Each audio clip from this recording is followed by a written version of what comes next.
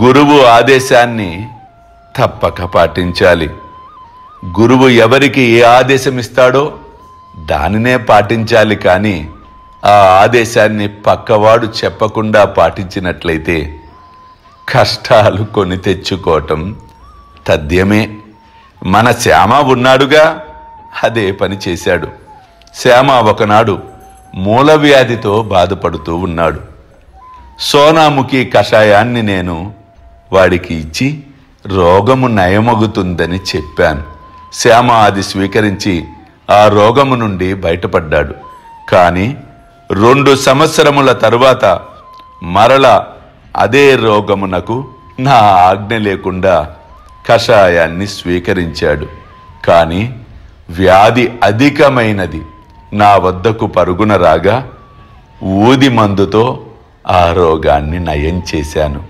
అంటే ఎవరికి ఏ ఆదేశము ఇవ్వటము జరుగుతుందో దానిని పాటించుటయే శ్రేయస్కరము. అల్లా మాలిక్, అల్లా అచ్చా కరేగా.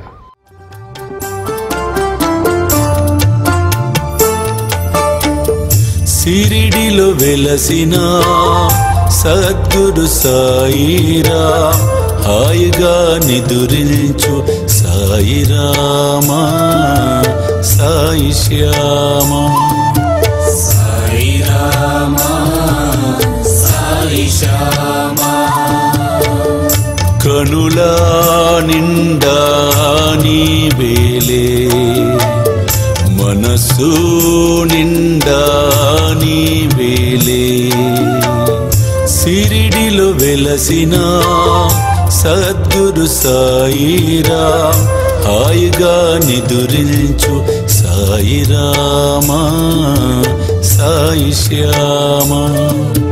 సాయిరామా, సాయి శ్యామా.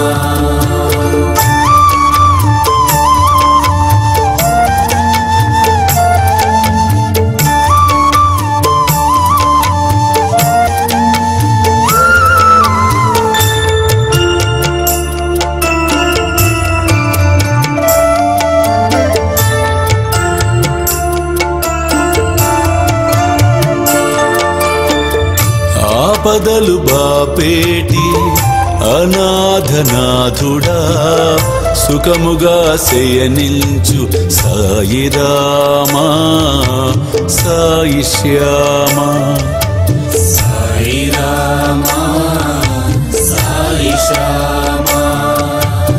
సాయిరామా, సాయి శ్యామా.